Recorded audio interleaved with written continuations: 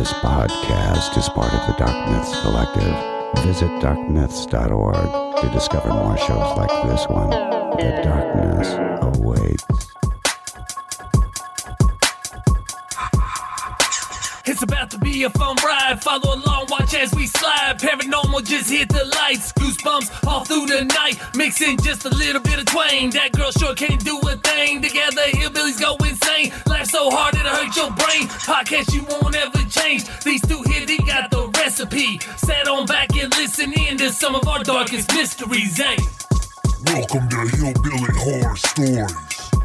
And now here's your hosts, Jerry and Tracy Polly, and their dog Ninja.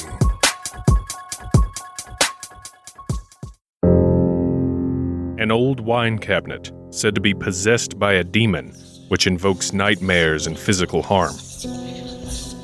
An island full of giant rabbits, said to appear once every 7 years off the coast of Ireland. A rural family that in the dead of winter walked one by one into their barn, but never walked out.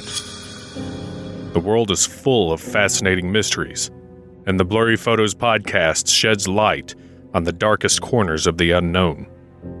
With a new storytelling-focused format, Blurry Photos brings legends to life and examines if there's any fact behind the supposed fictions. Join me, David Flora, as I explore the unexplained and explain the unexplored on the Blurry Photos podcast. Hey, this is Dakota, and I wanted to thank you all for the nice comments you wrote, and I really hope I can be on here again sometime soon. Hey guys, and welcome to episode 136 of Hillbilly Horror Stories. I'm Jerry. Hello, and I'm Tracy. We have got an action-packed show. Chuck Norris will be here. Yeah. Okay. He's going to kick our booty. He's not going to be here. Actually, nobody will be here. So we're all by ourselves after doing last week's with Dakota. Yes. And if you noticed, she had a little thank you in there for you guys. You guys were super nice to her with all the comments, and she even got mentioned in an iTunes review. She did. She was so excited. So y'all really made her day for sure. Yeah. And yes, Tim plans on making her a character in a couple of seasons for Hillbilly Horror House. So, yeah, which she's very excited about that. Yeah, she's super excited about that. You guys were very sweet. Thank you for doing that. Obviously, we want to say thank you to all of our military and civil servants all over the world, no matter which country you represent. Thank you for all that you do. God bless you all. We pray for you every day. You heard a promo on there for Blurry Photos. There's a bunch of you that probably already listen, but David Flora is going to come down and hang out with Tracy and myself next Saturday. I know. I'm so excited. David's a big Kentucky fan. He's from Kentucky. He lives out in Chicago now, but he's going to come out, and we're going to sit and watch the SEC games, the tournament games, and have a little cookout, and then we're going to record something for his show and something for our show. I know. It's very exciting. His wife Annie's coming too. I didn't want her to think I'm just ignoring her. Oh, no. Gosh, we're excited to meet both of them. So, yeah, this will be fun. It'll be the first time we've actually had another podcaster record with us in person. Mm-hmm. Everything's always been over the phone or something. Yeah. So. Very exciting. And we only had to get somebody 5 hours away to do it. Well, we appreciate that.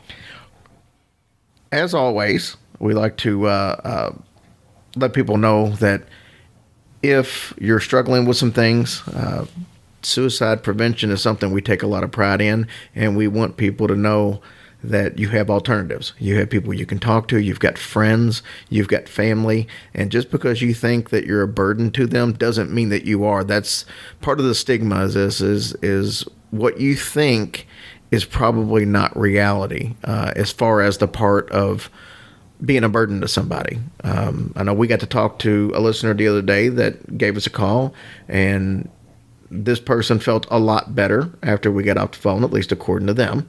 And we were more than happy to do that. So just know that we mean what we say. And if you don't want to pick up the phone and call us, the group is fantastic for just being able to talk and have people give you some support.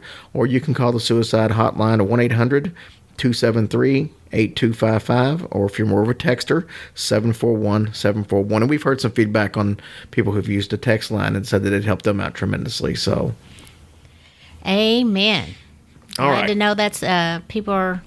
I don't want people to have to call that number or text that number, but we are certainly glad that they are if they need the help and are being helped. So, Yeah. amen. That's great. Every time we hear about somebody using that line or calling us, at least we know that we're at least bringing the awareness that there are people out there, because who knows if that person would have called if they hadn't heard it from us. So, like I said 1,000 times, that's what we're most proud of this show.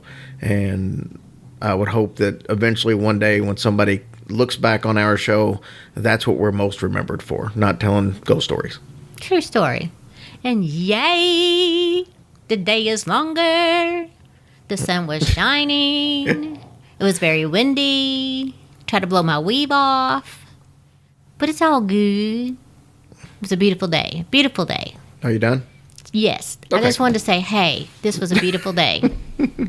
I wouldn't know. I spent most of it inside doing a honeydew list that you've Yeah. put together for me. But that's okay. Yeah, I got to see it out the window. Anyways, so we got another one of those big stories tonight. Mm-hmm. And like I said, there's not a whole lot of the big ones left that we haven't covered, but this is one of them. We're going to take you guys on a cinematic journey. Not really, because we're not doing cinema. But we're going to take you on an audio journey. Okay. Let's do that. Take you to an audio journey to a little town in Essex, England. That's a huge paranormal hotspot. It's the little town of Borley. Ooh. Now, this is the site of the Borley Church, which goes way back to the 12th century. About your birth year, I think. You suck. The church is on like the main side of the road. And then there's like a cemetery right next to that. And on the other side of the road is a spot where the Borley Rectory once stood. And obviously we say once stood, meaning that it's not there anymore. Oh, let me And- guess, it burnt down. Yes, it burned down. Jesus.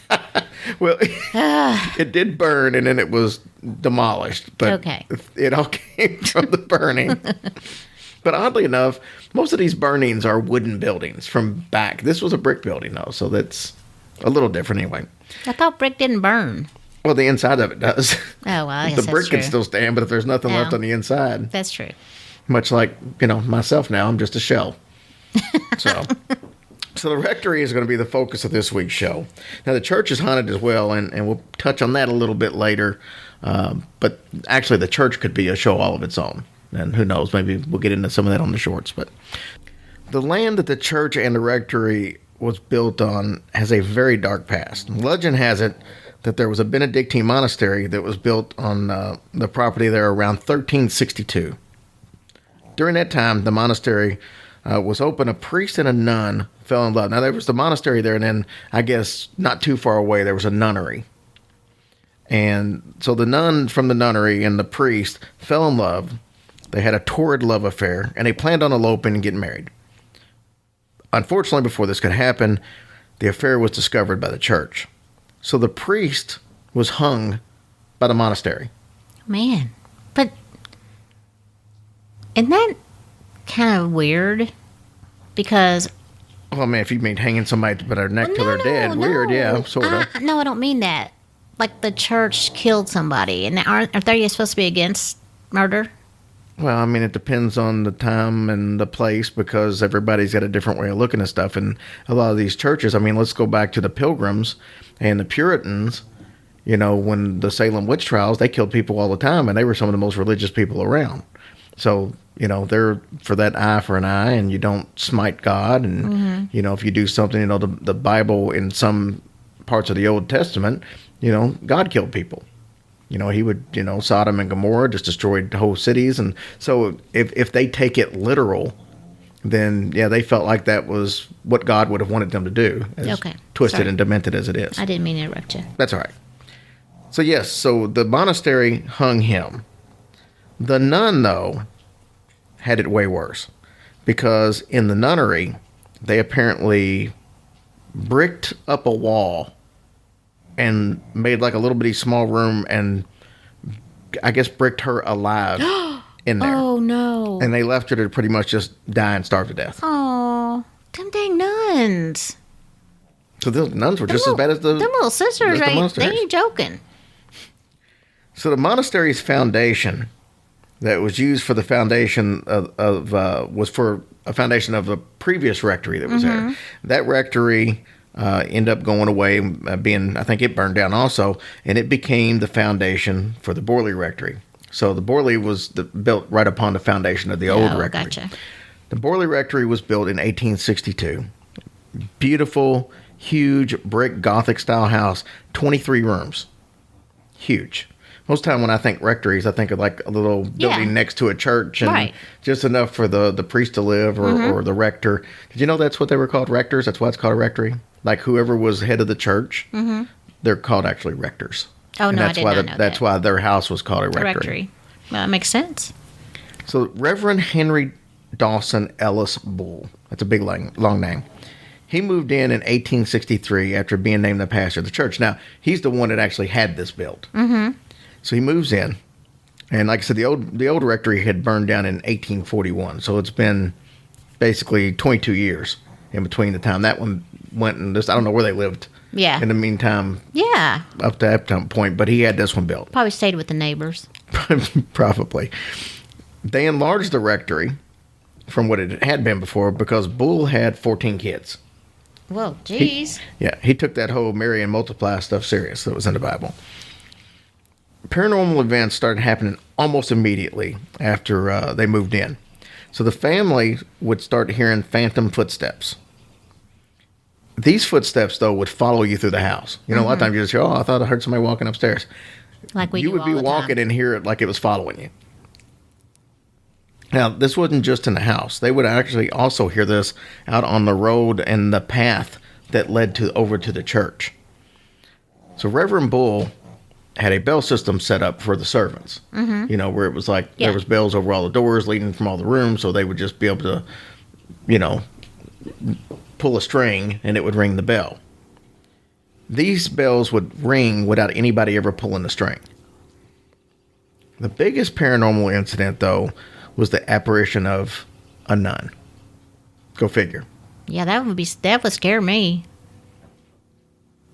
I think, honestly, a lot of this story that you'll hear, I think there's some, I'm assuming, I don't know this to be fact, but there's a bunch of movies that came out that I think were all based on these things. Like The Nun. Mm-hmm. I'm assuming a lot of it, even though she wasn't an evil nun, I think a lot of it maybe came from that, from this story, because you're going to find that the vision of a nun here is pretty prevalent throughout the whole story. Now, everybody in the family saw this nun. Mm-hmm. So this wasn't just a one-time occurrence. This was something that happened a lot. Is it possible it was the nun we talked about a few minutes ago? Mm-hmm. That's the assumption of most people. She was seen so often that one area outside of the rectory was called the Nun Walk. Ooh. Reverend Bull even built a small summer house that had the perfect viewpoint to see the nun. Did he didn't build it just for that, did he? Oh, dang. He built it just for that. Reverend Bull would sit there for hours on end just smoking a cigar and just trying to catch a glimpse of the nun. So he was infatuated with it. The nun would also be seen either looking in or looking out of windows of the house. Mm-hmm. So we've got some more nun sightings and another nun story coming up a little bit later in the show. So we're going to switch gears, literally. Another apparition that was seen on a regular basis was a large black coach pulled by 4 black horses. Now, if that's not spooky enough, it was driven by 2 headless coachmen. Oh, well, yeah, that'd be pretty scary. You could hear the horses' hoof prints, or you can't hear a hoof print, but you could hear the hoofs clanking and stuff like that up and down the little roadway out front. And as soon as they got past the rectory itself, it would disappear. See, I've actually had nightmares about that before. I have. Yes. A horse and wagon? Yeah, about the horse and the wagon. And you know, when you were a little kid, you'd always, you hear a car come, you go, okay, let's run and hide so the car don't see us. Have you ever do that? No. Oh, I used to do that. I don't know. We used to do that all the time. What kind of boring life did you lead? Well, I lived down on the creek, so you know what I'm saying. Mud pies and all, but I used to have that dream, and it would always terrify me because it's like I tried to get up and run and hide behind something so they wouldn't see me, because I always just knew they were going to try to run over me or get me or something like that. So that's pretty scary, especially if I got 2 people under no head. I had a dream one time that I got thrown in the back of a garbage truck, and I could remember being inside and seeing and the that little thing was coming down? closing. Anyway. Ooh, that's gross. They also said that sometimes this coach would like be coming straight towards the house instead of going across or past. It would be going straight towards the house. Oh, gosh. And then it would just disappear before it got to the house. So, like, we're coming. Fish. What did I tell you about that fish stuff? Oh. Reverend Henry Bull died on May 2nd, 1892 in a room that they called the Blue Room. Because it was sad. I don't know. Oh. His son took over as the pastor and moved into the rectory. His name was also Reverend Henry Bull, but he went by Harry. Harry Bull. Yeah. Harry Bull. So when Harry's family moved in, the activity actually increased. Oh, gosh. Now, this is the time where the nun sightings really ramped up. On June 9th, 1927, Harry died in the rectory, just like his father did. He also died in the Blue Room. Oh, my goodness. 23 rooms in the house, and they both Yeah. died in the same room. I'm assuming the Blue Room was probably a bedroom. Well, I was going to say, maybe that's the bedroom they both slept in. So this is where the story really becomes interesting. So the word of the rectory and the church being haunted had really started to spread. And the rectory sat pretty much vacant for several months. Now, during this time, the place became, I guess, somewhat in disrepair. Somewhat's probably an understatement. It became really messed up. Yeah. During this time, there was a partial roof collapse because the winter was really bad there. Okay. And nobody there to take care of it. I guess they didn't bother sending a caretaker or anything to do anything. But the place became overran with rats. Oh, gosh. Weeds and stuff grew up all through the garden. And like I said, that the roof collapsed, so that caused all kinds of damage inside to some of the rooms. And then, like, they had a really old heating system and stuff in there. That was dilapidated and falling apart. And like I said, there was a bunch of pipes and stuff that they couldn't use, mainly because of the fact that they became rusted up. And there was a well. And the well, because it went unused, it pretty much, the water and all that stuff became tainted. It became tainted, and because apparently it's stagnant. Because, it just sat there there was no flow to the water. So eventually, the following year, Reverend Guy Eric Smith, he took the job and he moved his family into the rectory, not knowing that 12 other possible candidates all turned down the job because of the place being haunted. Oh, he had no clue it was haunted? No, he had no clue. And he also didn't know about the story of the land or any of the stories about the house going on. And this was mainly because he had been living in India. He was like a missionary over in India. Boy, them guys are slick not telling him that stuff. Right. And he wanted to move back to England and this little small town and stuff. So this was like, hey, this is perfect for us. So, he just went ahead and got in, noticed the place was in way worse shape than he thought it was going to be in. And some of the rooms weren't even able to be used because of the roof collapse I was telling you about. So you got 23 rooms, and you can't even use all of them. So they're just using part of the house now. The shape of the house would soon be the least of their worries, though. It started with footsteps, just like with the others before. Keep in mind, they didn't know any of these stories. The footsteps were soon joined by a bunch of knocks on the windows and the doors. Most of this paranormal activity came from the Blue Room. Of course, that's the room where both of the previous occupants had passed away. Reverend Smith was convinced that footsteps were from a real person, not a ghost or, possibly an intruder is what he was thinking. Right. He even stayed up all night with a stick, just kind of checking for himself to see if something showed up. So he heard some footsteps outside of the Blue Room, but he didn't see a single person out there. So then he would hear tapping on the walls, hushed voices. They were becoming a pretty much a common occurrence on a regular basis, almost daily. The Smiths would see the infamous carriage at nighttime. And once again, keep in mind, nobody had told them these stories, and they're seeing the same thing that other people had seen. Shortly after moving in, Mrs. Smith was kind of going through some things that were left in the house. And one of the things left was this giant bookshelf that had cupboards at the bottom of them. And she was cleaning out the cupboard, and she came across a brown paper package. Inside the package was a skull of a young woman. Oh my gosh. In a package? Yes. Somebody forgot to mail it? I don't think it was being sent for mail. I think it was just sitting there. So after this discovery, all the paranormal activity drastically increased. Oh my gosh. So the Reverend took the skull and he had it buried at the cemetery because he thought, hey, this will make things better. That's because he was convinced that everything that was happening paranormal wise was probably tied to the skull. Yeah, because they buried the body and not the head. Right. Hey, they forgot the head. It got even worse though after he had it buried. So he went and had it dug back up. And I don't know if he brought it back or what he did, but he went and had it dug back up thinking, well, it got worse. So, they would hear the servant bells ringing that we earlier had expressed. The problem this time, though, is that unlike when the bulls heard it, there were no strings attached to this anymore because they'd all deteriorated over the years. Yeah. So there were no strings, but the bells would just ring. Reverend Smith had the skull, like I said, excavated, hoping it would slow down the activity. Of course, it didn't. They eventually called the Daily Mirror, which is the newspaper there, to see if they could help them contact the Society for Psychical Research.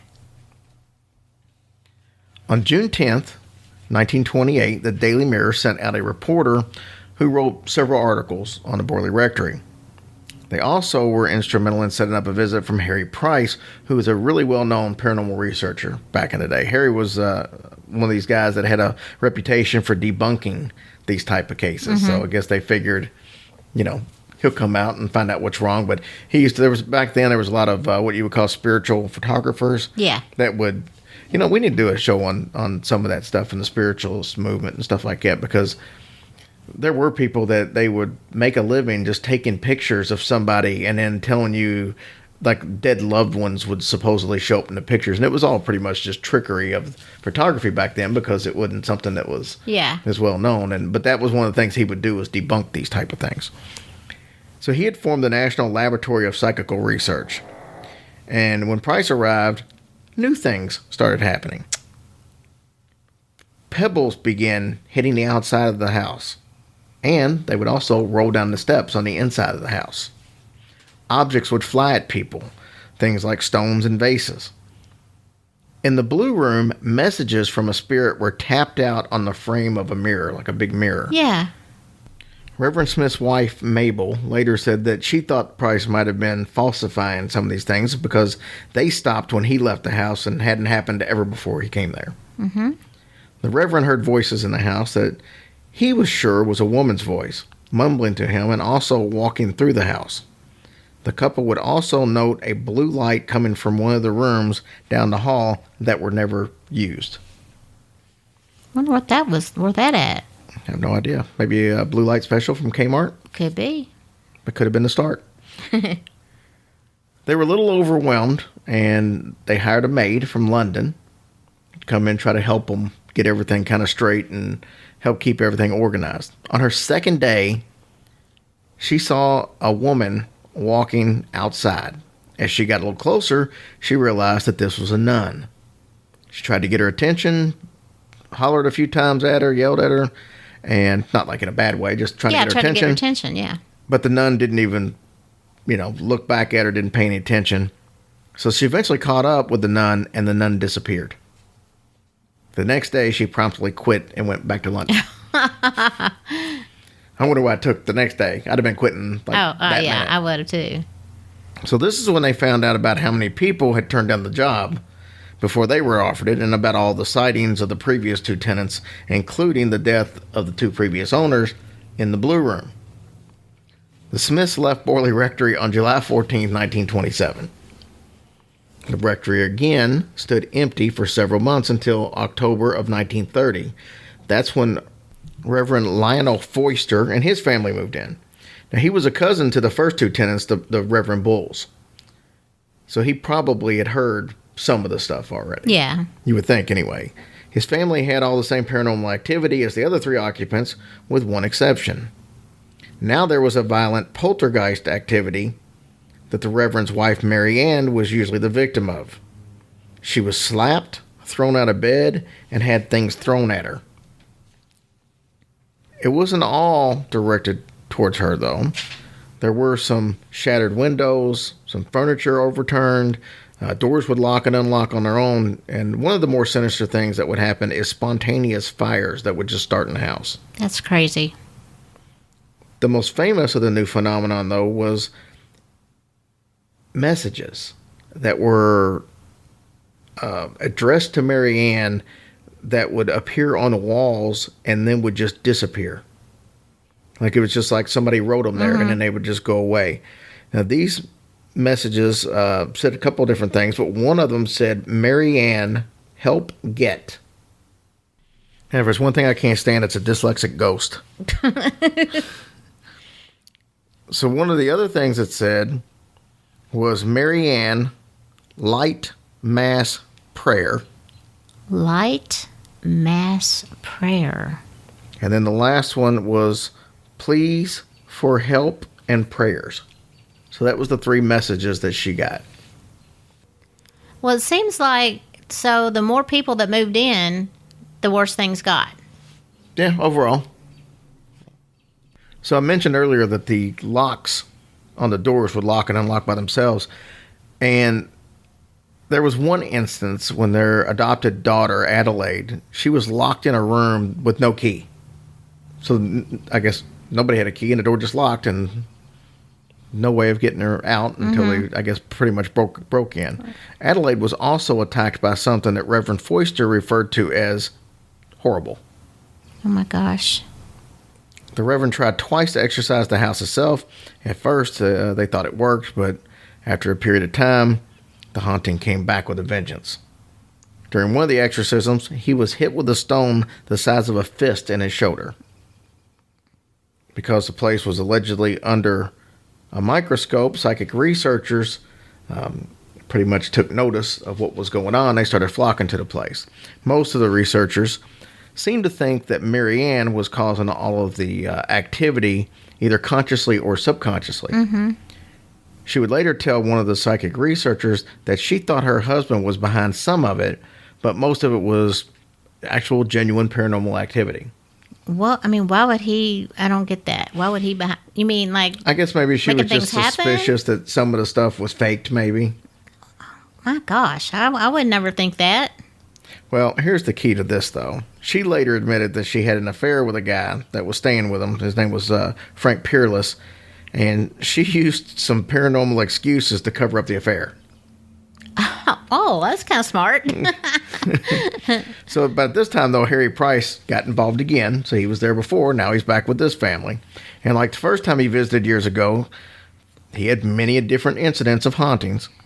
The most popular story is that he brought 2 unopened bottles of wine with him. One turned to ink and the other turned to perfume. Both of them happened while the bottles were still sealed. So they hadn't been opened at all. When they opened them, one was ink, one was perfume. Skills. Apparently. In October 1935, Reverend Foister and his family left the Borley Rectory because of his poor health. The church decided to no longer use the house as a rectory.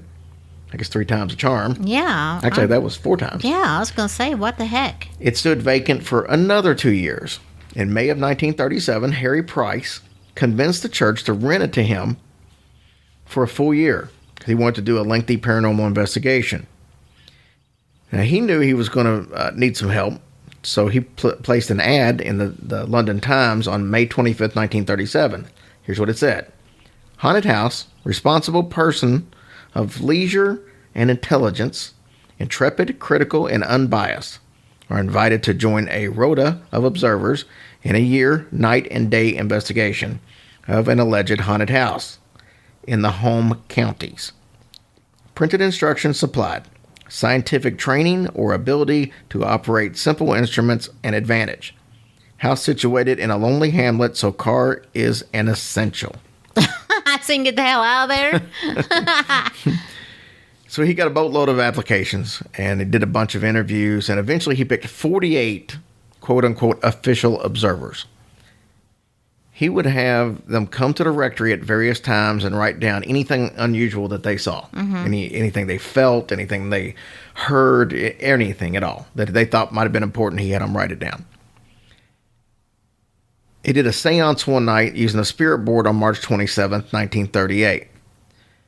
They contacted two spirits that night. One was supposedly a Catholic nun. Now, I told you there was a backstory that we were going to get to on some more nuns, and this could be the nun entity, not the first one that we had heard of. This nun's name, according to the legend, was Marie Lair. She came from France, and she moved to the nunnery over here. And she meets a guy named Harry Waldengrave. Why is everybody's name Harry? Oh, I said Harry. It's Henry. It's Henry. I was Henry going to say, what the Waldengrave. heck, man? So my bad, Henry. Well, the other one's names were Henry. They just went by Harry. So Henry Waldengrave was the guy that she meets. They fell madly in love. They get married. The home that they lived in is where the rectory stood at the time. Oh, my goodness. So one night, in a fit of rage, Henry strangled his wife and buried her in the cellar. Well, that didn't go as planned. Now, he said there'll be none of that. Could that be the skull that they found by Mabel Smith? Oh. Now, the second spirit said its name was Sunix Amures. Now, this spirit said the rectory was going to burn down that night and that the bones of a murder victim would be found in the ashes. Wonder what they're going to fight about. That's so mad they killed her. That was 2 stories ago.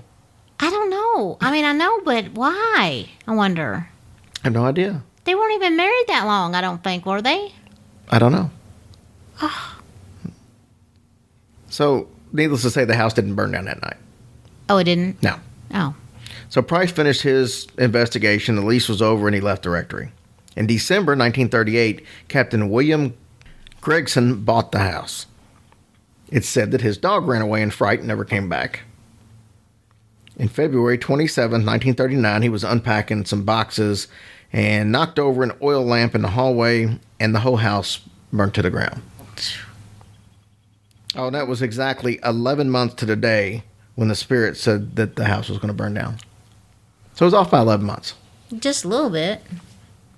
Did they find the skull and stuff? Well, Or the bones? we'll get to that because that's actually a little different part of the story.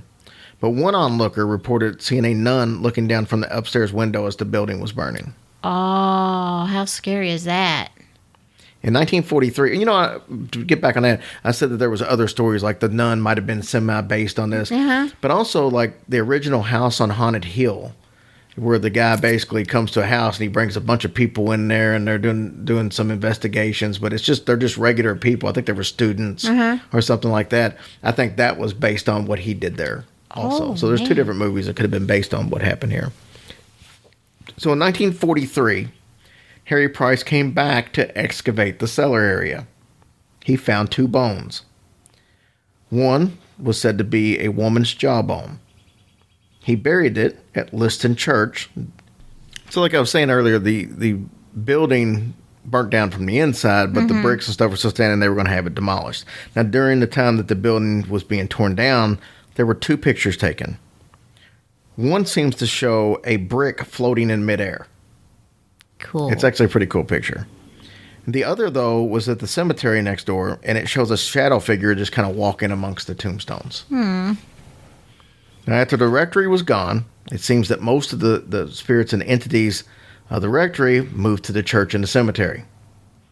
The church has had several different investigations, and still does all the way up to today. In 1970, there was a British TV show that caught some remarkable evidence on audio during the investigation. They would set up a bunch of tape recorders at night. They would leave and come back, and there was all kinds of sounds of stuff moving around, and they tried to pinpoint it and figure out where they were coming from. And it was mainly up by the altar area. So, oh, really? Yeah, really cool. The nun is still reported in the cemetery area even today. And in the church, there is an opening and closings of doors. There's footsteps and the sound of organ music playing even while the church is empty. I think that daggone nun be tired of walking around already. You would think. She's probably got good comfy shoes. Oh, I'm sure. And she don't have to wash her hair because she's got that thing on her head. So nobody sees how messy her hair might I be. think they call that a habit. A habit. Have a habit. She got a habit of walking around. Yeah. So how much of this story is true? How much is made up? How much has been embellished over the years? That's a good question. I'm glad I came up with it. So I've never heard you ask that before. So the fire, the insurance company found that the fire was deliberately started. Really? You remember I told you there was a woman that said she saw the nun up in the building. Oh, yeah, standing in the window? Right.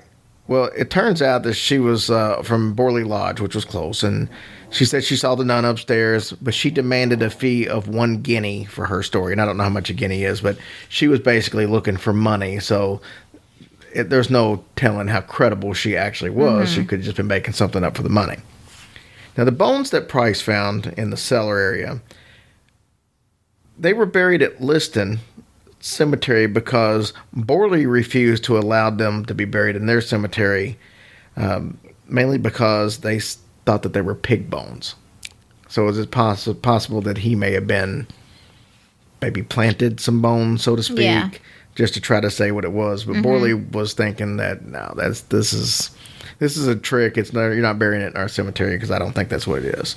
Now, when Price died in 1948, the Daily Mail reporters Charles Sutton accused him of faking several of the accounts.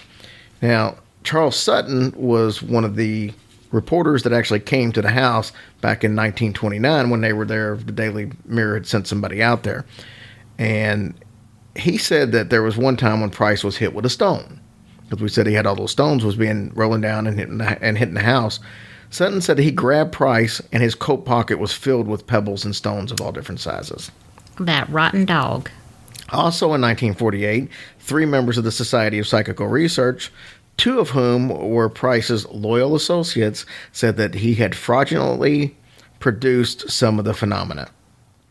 Some of the things were caused from rats and strange acoustics in the house just because of the shape of the house.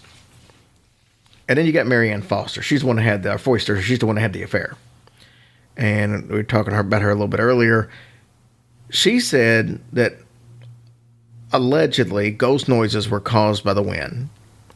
Friends invited to the house would do some of it, and some of them were just cases of her playing practical jokes on her husband. You know, the children of Harry Bull, which was the first group, they said that they never saw anything. They were super surprised that this place was called, England's most haunted house, which is how it's still known to this day. And they just didn't know anything about it. As far as like the stories about the land and the nun and the priest being killed, it said that the original Bull children came up with that just to make the place seem cool. Wouldn't you be fired up if you went all the way to England to experience something like that and then you got nothing? Well, I'll say this. I think there's definitely stuff that went on. Yeah, there was some stuff that seemed to be not 100% legit. But there were problems before Harry Price got there. Now, he might have manufactured some stuff, like the stones and all that stuff. But there were already problems going on in that house before that. And what about the Smiths when they got there? They didn't know any of the previous stories, and they were seeing the carriage. They were seeing the nun. Yeah. That's true. Henry Bull, the original, he built the house just to be able to, the summer house, just to be able to see the nun. So there's definitely some stuff going on. Now, how true any of the stories are about what happened to them. Now, most people think that the whole nun deal being where the priest was hung and the nun was bricked up was just, a legend. It's not something that's true. There's no proof that actually happened. That's just the story. So who knows how much of it's true and how much isn't, but I think it's pretty obvious there's something going on that property. Yeah. Yeah, I'd rather been hung than just bricked up. Sure. What do you think? Yeah, I think we need to talk about the new logo. Okay. So we put the new logo out. It's had very good reviews, and a bunch of you have already ordered merchandise and stuff from it. So we hope you like it. Thank you for that. Yep, we greatly appreciate that. And I'm glad that it was a hit, because anytime you change a logo, especially when you had one that was as popular as ours was with the listeners, you take a chance. But Heidi Kraus did an awesome job of putting that thing together. She's so talented. You know, I told her kind of what was in my head. She put it on paper, and it was way better than I ever imagined it was going to be. And we're excited about it. It looks pretty cool. Yeah, we've changed almost everything over. Now, the old logo is still available in the store, so if you like the old logo, you can still get it. But this is just more of our official logo. Mm-hmm. So that'll be what starts showing up on iTunes and all that. Big news came through yesterday. We have the show in Louisville, April 6th with Brohio. We Drink and We Know Things. And, of course, Bishop James Long, the exorcist / demonologist. And one of the things that we had ran into problems was Waverly usually has 2 tours, and they only had 1, and it sold out like a couple months ago. So there were still tickets for our show left, but nobody could go on the Waverly tour if they didn't already have tickets. But Waverly opened up a 10 p.m. tour for the 6th. So now if you got tickets to the show and you wanted to go to Waverly but didn't get the 8 o'clock tickets, you do have a show now at 10 o'clock, or a tour, I should say, that you can get tickets for. But there was only 40 tickets left yesterday, so you might want to jump on it. That's so great. And if you were waiting on that and was like, oh, I wanted to come to both events, so I'm not going to buy tickets to the live show because I want to do both. If that's what was holding you back, now you can get that. And there's only I think 17 tickets left for the live show. Mm-hmm. So snatch your tickets up, snatch your Waverly tickets up, and let's all have fun. Yeah. I do not think we're going to be doing the 10 o'clock tour, though. We did that 2 tours last year, and it about killed us. It's a lot of walking. Yeah, it is, actually. And I had dress shoes on. So. Yeah. Well, that was so dumb. Why'd you do that for? Because I didn't realize it was going to be 4 hours of walking a ton of steps and that's true. Everything else. So anyways, I thought that was big news because there's been a bunch of you that's been waiting to see if they were going to open up another tour. We've mentioned that we thought they were going to. Tina Mattingly, that owns Waverly, said that was something they thought they were going to do. So she came through for us. So big thanks to her. Very cool. Very cool. Thank you, Tina. All right, Tracy, would you like to read our reviews? Sure. We had a bunch of good reviews this week. Thank you, guys. H. Courtney, 60. Mike, 30430. Ghost Host, 14. Gunner the Man. Ricky Bechtel. Al Cinder, 64. Steph Roach. CB7620. Dr. D-I-J-J. What is that, Dr.? I don't know what that says. I don't know if it's I don't know either, sorry. SUV Mom 04. Lexi and Logan 29. C Candy. Josh Myers 1986. And Mama Edge 66. Thank you, guys. Those reviews were so awesome. We were tickled to death. Keep them coming if you don't mind. Yep. And we had some new Patreons. Candace Polio, Jessica Menz, Karen Joe, Josh Hayes, Kristen Cooper, and Matthew Bolovic. Thank you guys so much. We are so appreciative of you guys. Yep. And I'm not going to mention a bunch on the shows. They're on the, go to hillbillyhorrorstories.com. They're all listed there. And all the events for Atchison are listed there. And then, like I said, there's the next show coming up after Louisville is Houston. That's sold out. Mm-hmm. And then we got Indianapolis. That's going to be us, Ohio, and Justin Rimmel. Mm-hmm. So that'll be the next one that we'll start pushing. Thank you guys again. I know I keep saying it, but just thank you guys again for your reviews and your support for us. It means everything. We love y'all. We got a shout out for a listener in South Africa. He pretty much forced me to do this. So, no, we're glad to do it. We're just joking. But it's Woken Joshua Trepido. I probably butchered that. I hope I didn't, because I don't know if it's Trepido or Trapido, because it could be either one. Oh. But he said he listens in the car with his family. Thank you so much. We appreciate that. Well, I guess I want to talk about next week's show, because we've had people talk about this for a while, and I kind of held off about it. But we're going to do missing 411 stories next week and talk a little bit about that. Do you have any idea what that is? 411. Is that when you call for directions? Something like that. So It's you're information. you're missing your directions? Missing information. Oh, 'Cause missing when you call it information? Anyways, that's this has been going on now for the phenomenon that's been really brought up for the last, I don't know, 7, 8, 9 years. But there's a lot of people that seem to think that there's some kind of conspiracy out there because there's a lot of people that go missing in our national parks. Mm-hmm. Thousands of people have gone missing and either turned back up under really strange circumstances or never turned back up. And, could be anything. I mean, is it from Bigfoot? Is it from aliens? There's 1,000 different scenarios of what this could be. But there's an ex-police officer that started connecting the dots and finding out there was a lot of strange coincidences in all these. Mm-hmm. And he thinks there may be a cover-up, but there's a lot of cool stories, and we're going to talk about that next week. Nice. Can't wait. And our Patreon bonus next week is going to be on the Lake Michigan Triangle.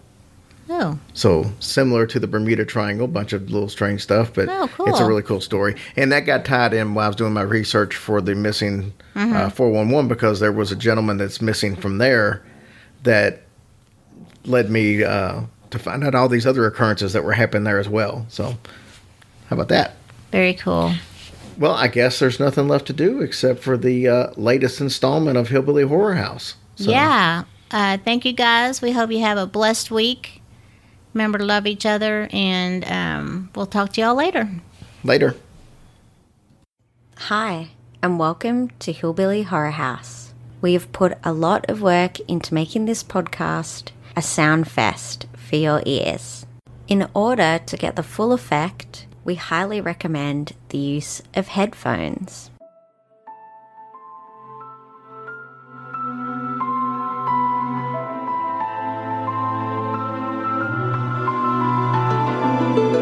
Hillbilly Horror House. Lies, betrayals, and secrets. 1 of 3.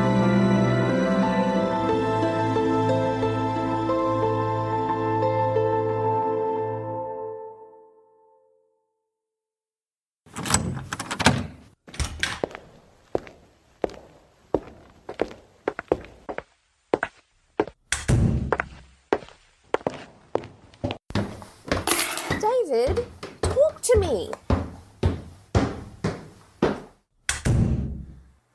David, please, just come downstairs and talk to me. There's nothing to talk about.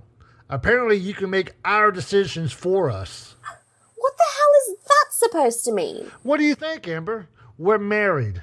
Married people discuss things when there's a lot of money involved. How could you just tell her we'll take it? I know. I'm sorry. I don't know what came over me. David, I'm really sorry. Look, I'll call Tracy and tell her that we need more time to think about it.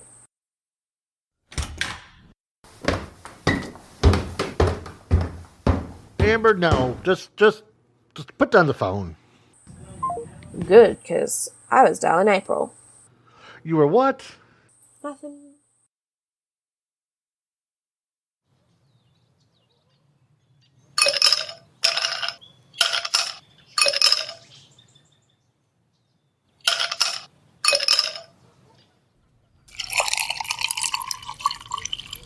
So, any for your thoughts?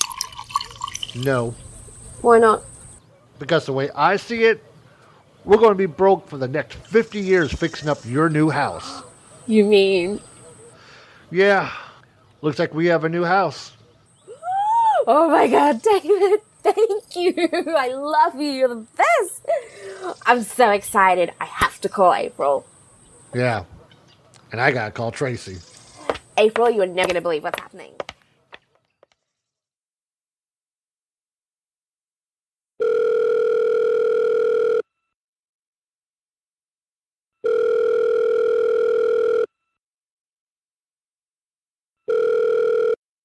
Hello. Yo, Samantha. Speaking. Who is this? Dude, it's me, David, your best friend. I knew a David at one time, but I think he's on the local missing file. Ah, don't be such a drama queen. Is that another gay joke? Really, frat boy? You have a lot of nerve. I haven't heard from you in months. No phone calls, no texts, no emails. And now you want to make gay jokes? I'm sorry, Sam, man. I didn't mean to offend you. When'd you get so soft? Man, married life has turned you into more of a buttercup than me. Congrats. Yeah, but Amber's a whole lot better looking.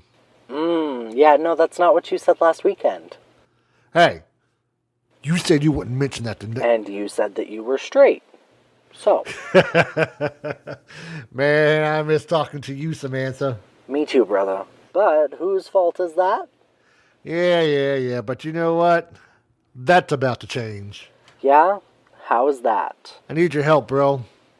You still all into that crystal, ghost, voodoo, haunting stuff? Yeah, why? Well, if the financing goes through, looks like Amber and I are buying a house. Oh, yeah? Yeah. But, I need you to meet me there. There's a few things I need you to check out for me. David, I'm no inspector. I don't know anything about house. No. It's more along the weird stuff that you're into. You know, the ghostly kind of stuff. Yeah, okay. I'm always up for a good adventure. Yeah, but the last time you said that, you got me drunk and I woke up next to 2 drag queens. That was so funny. Gary and Daryl still ask about you. Oh, God, really? It's okay. I told them that you went to the dark side and you married a lady. They were very disappointed. Anyway, back to the matter at hand. Can you meet me there in a few? Yeah, just text me your address and I will meet you there. Awesome, brother. Thanks, man. I owe you. We can discuss that later. Perhaps after a few drinks? A few drinks? Nope. Not falling for that again. I will see you in a few hours. You bet, brother. Bye-bye.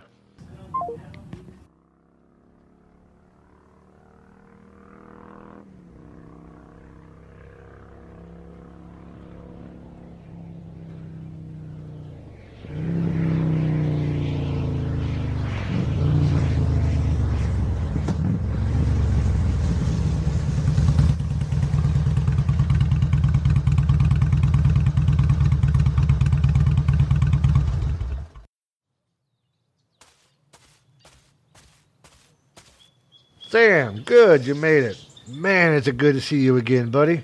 Yeah, it has been way too long. Yeah, man, tell me about it. So, you all set up here? Yes. But why did you ask me to come here?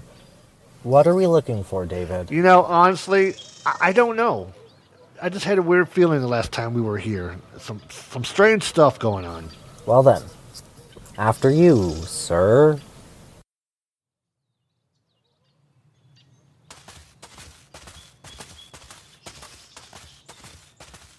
All right, Sam. There she is. Oh my God. Dude, what?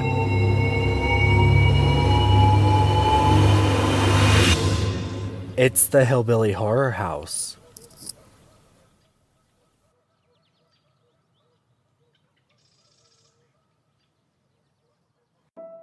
We hope that you enjoyed this episode. Writing, production, and editing done by Tim Mullins.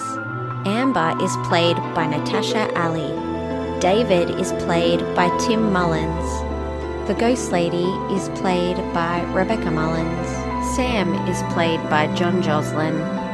Narrating by me, Dana Gleason.